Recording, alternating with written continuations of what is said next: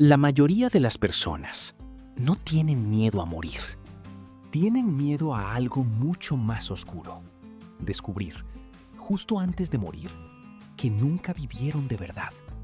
Que los días pasaron, que el calendario avanzó, que el cuerpo envejeció.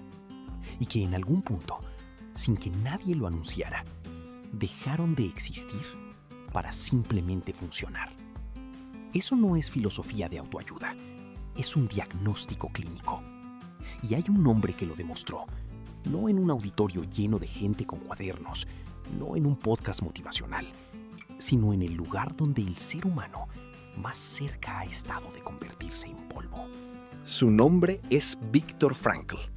El libro se llama El hombre en busca de sentido. Y lo que vas a entender en los próximos minutos no te va a dar motivación. Te va a dar algo más peligroso. Claridad brutal sobre por qué estás haciendo lo que estás haciendo. Y si eso que haces merece o no el tiempo que le estás entregando. Estamos en septiembre de 1942. Viena huele a miedo. Las calles que antes tenían música de café, ahora tienen un silencio que pesa, que se mete por las ventanas, que hace que los vecinos eviten mirarse a los ojos. Viktor Frankl tiene 37 años. Es psiquiatra y neurólogo. Ha pasado casi una década construyendo una teoría sobre la mente humana que todavía no ha terminado de escribir. Tiene una esposa que se llama Tilly. Tiene un manuscrito escondido. Y tiene, sobre la mesa de su estudio, una visa de emigración legal a Estados Unidos que alguien le consiguió con mucho esfuerzo. No la usa. ¿Por qué? Porque sus padres están en Viena. Porque abandonarlos significaba cruzar una línea que su mente no podía cruzar. Y esa sola decisión, esa decisión que cualquiera podría haber tomado, lo llevaría en los meses siguientes a Auschwitz, a Dachau, a Kaufering, a Turkheim. 4 campos de concentración en menos de 3 años. Pero aquí empieza lo que nadie te cuenta. La mayoría de las historias sobre el Holocausto hablan del horror. Y el horror existió. Frankl no lo niega. Describe el frío que parte los pies descalzos sobre el barro helado de noviembre. El olor a cuerpos quemados que se incrusta en la ropa y no desaparece. El ruido metálico de las puertas cerrándose con una finalidad que aplasta el pecho. Las filas bajo la lluvia esperando que alguien decida si vas a la derecha o a la izquierda. Y si ir a la derecha significa vivir o morir esa semana. Pero Frankl no escribe El hombre en busca de sentido para hablar del horror. Lo escribe para hacer una pregunta que ningún científico antes había tenido los datos reales para responder. ¿Qué es lo que decide, en el límite absoluto de la existencia, si un ser humano sobrevive o se rinde? Y la respuesta que encontró lo cambia todo. No es la fuerza física, no es la suerte, aunque existe. No es la resistencia biológica, ni la edad, ni la historia previa. Frankl observa, con la frialdad de un investigador que sabe que él mismo es parte del experimento, algo que lo obsesiona desde los primeros días. Los prisioneros que mantienen algo parecido a la dignidad, los que no colapsan completamente, los que conservan lo que él llama la última libertad humana, no son los más musculosos, son los que tienen una razón para ver el día siguiente. Un para qué. Piénsalo, estás en un barracón a 7 grados bajo cero. Llevas 2 días sin comer algo que merezca ese nombre. Tu cuerpo pesa 30 kilos menos que hace un año. Tienes que levantarte antes del amanecer para arrastrar piedras durante 12 horas. En ese momento, lo único que decide si tu mente se quiebra o se sostiene es si tienes algo que haga que ese esfuerzo tenga algún peso en el universo. Alguien que te espera, una misión que no has terminado, un futuro imaginado que todavía puede existir. Frank pensaba en Tilly. La imaginaba con una claridad que él mismo describía como casi alucinatoria.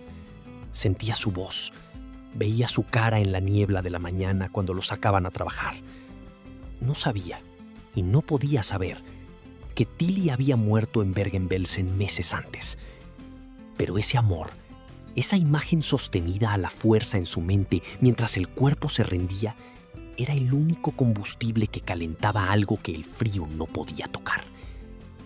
Y aquí es donde El hombre en busca de sentido deja de ser un libro sobre la Segunda Guerra Mundial. No por qué, para qué. La diferencia es enorme y casi nadie la entiende. El por qué mira hacia atrás. Busca causas, busca contexto, busca excusas. El para qué mira hacia adelante. Exige una respuesta que justifique el esfuerzo que estás invirtiendo ahora mismo. Y sin esa respuesta, sin ese para qué real y concreto, el ser humano se desintegra. No importa cuánto gane, no importa qué cifra tenga en el banco, no importa cuántos seguidores validen su existencia cada mañana. Sin un para qué, el éxito más visible se siente vacío por dentro. Como morder una fruta que huele perfecta y sabe a nada. Frank lo llamó el vacío existencial. Lo describió en 1946. Y si lees esas páginas hoy, tienes la sensación perturbadora de que está mirando por la ventana de tu generación. Millones de personas con trabajo estable, con teléfonos de último modelo, con viajes, con acceso a cualquier forma de entretenimiento imaginable, se despiertan cada mañana con algo que no saben nombrar. Un peso. Una pregunta que no formulan porque formularla da miedo. Una sensación de que algo no encaja, aunque todo esté en orden. Que trabajan más que nunca para una vida que no reconocen como suya. Frankl ya sabía cómo se llamaba eso. Y también sabía por qué nadie quería escuchar la respuesta. Porque la respuesta exige responsabilidad. Y la responsabilidad es la cosa más incómoda que existe en un mundo que te vende comodidad en cuotas. Este contenido ha sido creado por el equipo de Sabe Más Hoy a partir de fuentes literarias, históricas y biográficas. La logoterapia, el sistema que Frankl construyó y que es el núcleo vivo de este libro, parte de una premisa que parece sencilla y que es devastadora. El ser humano no está diseñado para buscar placer. Está diseñado para buscar sentido. El placer es la consecuencia natural del sentido.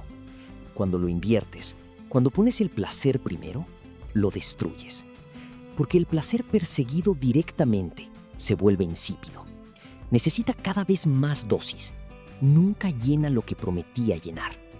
Y lo saben los adictos. Lo saben las personas que compraron la casa, el coche, el éxito, la relación perfecta. Y siguen sintiéndose incompletas el lunes por la mañana. No estás roto. El modelo con el que te entrenaron está mal. Frankl propone 3 vías concretas para encontrar sentido. La primera, crear algo. Contribuir con algo al mundo, aunque sea pequeño y aunque nadie lo vea. La segunda, experimentar algo. O amar a alguien con una profundidad real, no de escaparate. Y la tercera, la que te va a golpear si estás escuchando de verdad, es la actitud que eliges ante el sufrimiento que ya llegó y que no puedes evitar. No si sufres. ¿Cómo sufres? ¿Qué construyes con lo que te duele? Frankl no romantiza el dolor. Eso es fundamental. No dice que haya que buscarlo ni que sea bueno. Dice algo mucho más preciso y más exigente. Cuando el sufrimiento es inevitable, cuando ya está frente a ti, cuando no puedes apartarlo, tienes una elección que nadie puede hacerte desde fuera. Puedes convertirlo en algo que pese, en algo que enseñe, en algo que justifique haber pasado por ello. O puedes dejar que te aplaste sin dejar nada atrás. Marco Aurelio lo escribió en el siglo II en su cuarto a las 4 de la mañana. Epicteto lo vivió siendo esclavo, sin elegir su cadena. Viktor Frankl lo demostró en Auschwitz en el siglo XX, con su propio cuerpo como evidencia. Y los 3 dicen exactamente lo mismo con distintas palabras. Entre lo que te ocurre y lo que tú haces con ello, hay un espacio. Un espacio pequeño, a veces diminuto, a veces apenas un segundo. Y en ese espacio vive tu libertad, toda tu libertad. Esa idea que Frankl popularizó no es poesía de calendario. Es la diferencia real entre una persona que crece bajo presión y una que se fragmenta. Porque lo que te define no es el golpe, es lo que haces en ese instante entre el golpe y tu reacción. Y ahora viene la parte que duele de verdad. La mayoría de las personas no usan ese espacio. Reaccionan de forma automática, sin conciencia, sin pausa. Están tan anestesiadas por el desplazamiento infinito de pantallas, por la urgencia falsa del correo que siempre tiene algo nuevo, por el ruido constante de un mundo que grita en todas las frecuencias al mismo tiempo, que ese espacio desaparece. Y cuando el espacio desaparece, desaparece también la libertad. Y cuando desaparece la libertad, lo que queda no es vida, es inercia, es existir sin vivir. Es el tipo de muerte lenta que no aparece en ningún certificado. ¿Estás viviendo o estás en inercia? Frankl salió de los campos en mayo de 1945. Pesaba 40 kilos. Había perdido a su esposa, a su madre, a su hermano. Tenía 40 años y absolutamente nada material, excepto lo que siempre había tenido, su mente, y lo que había construido dentro de ella. Y en 9 días escribió El hombre en busca de sentido. 9 días. Hizo publicarlo de forma anónima. No buscaba fama. Quería que la idea sobreviviera, aunque él no lo hiciera. Sobrevivió. 16 millones de copias vendidas, traducido a 50 idiomas. La Biblioteca del Congreso de Estados Unidos lo declaró uno de los libros más influyentes de la historia de la humanidad. Pero la cifra que más importa no es esa. La cifra que importa es la que no tiene número. Cada persona que abrió ese libro en un momento de crisis total y encontró dentro no una respuesta, sino una dirección. Y una dirección es todo lo que necesitas cuando estás perdido. No el destino, la dirección. Porque aquí está lo que Frankl entendió con una claridad que solo da el límite. No necesitas conocer el sentido de tu vida para siempre.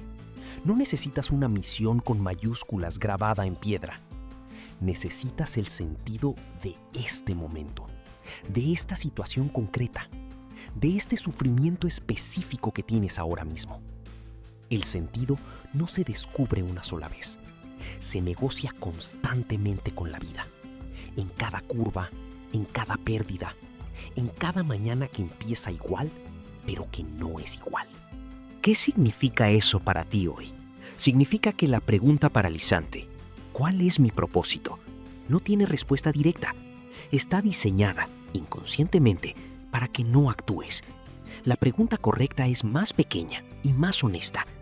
¿Qué es lo que solo yo puedo hacer ahora mismo que tenga valor para alguien o para algo? No para todos, para algo, para el futuro que imaginas o para la persona que quieres ser cuando te mires dentro de 10 años. Si este tipo de contenido hace que la historia y la literatura cobre vida ante tus ojos, dale like y suscríbete a Saber Más Hoy. Frankl atendía pacientes dentro del campo de concentración, sin medicamentos, sin consultorio, sin privacidad ni silencio, con el olor a carbón y a miedo, con guardias que pasaban cada 20 minutos, solo con palabras, con preguntas, con la capacidad extraordinaria de hacer que alguien viera su situación desde un ángulo diferente. Y eso era suficiente para que algunas personas eligieran vivir un día más, solo un día, porque a veces eso es exactamente todo lo que se necesita para que algo cambie. Hay una última cosa que Frankl dice y que casi nadie subraya cuando habla de este libro. Dice que el éxito, igual que la felicidad, no puede perseguirse de forma directa. No funciona así. Tiene que ocurrir como consecuencia. como el efecto secundario inevitable de haberte entregado a algo más grande que tú mismo. Las personas más realizadas que existen no son las que buscaron ser grandes, son las que encontraron algo que les importaba lo suficiente como para que ser grandes fuera simplemente el resultado de no haberse rendido. Eso es exactamente lo opuesto a lo que el mercado te vende cada día. El mercado te vende posicionamiento, estrategias de crecimiento, atajos de productividad. Frankl te dice algo más sencillo y más exigente. Encuentra algo que merezca tu vida y dásela. El resto llega solo. No porque sea magia, sino porque cuando tienes un para qué real, el cómo deja de ser un obstáculo insuperable. El para qué genera energía que no necesita motivación externa. Genera una resiliencia que no necesita disciplina forzada a las 5 de la mañana. Genera la claridad que ningún gurú puede venderte, porque no está en ningún curso. Viktor Frankl murió el 2 de septiembre de 1997. Tenía 92 años.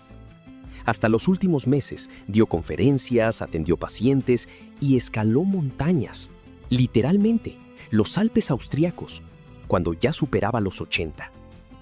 Vivió con una intensidad que la mayoría de las personas de 30 años no alcanzan. ¿Por qué? Porque nunca dejó de tener un para qué, ni cuando lo tenía todo, ni cuando no tenía nada. La pregunta que queda flotando no es sobre Frankl, es sobre ti. Ahora mismo, en este momento, con esta vida que tienes y que no va a esperar, ¿estás viviendo hacia algo? ¿O estás dejando que los días pasen esperando que el sentido llegue solo? Y la motivación aparezca por decreto. Que alguien te diga cuándo y cómo y para qué empezar. Frank sobrevivió a Auschwitz no porque fuera especial en ningún sentido sobrehumano. Sobrevivió porque eligió cada mañana, en el frío y el hambre y la humillación, no rendirse a la idea de que su vida no significaba nada. Y esa elección, esa pequeña, agotadora, valiente, cotidiana elección, es exactamente la que tú también puedes hacer. No mañana, ahora. Si quieres seguir haciendo este viaje, suscríbete a Saber Más Hoy y cuéntanos en los comentarios qué otro libro quieres que reconstruyamos.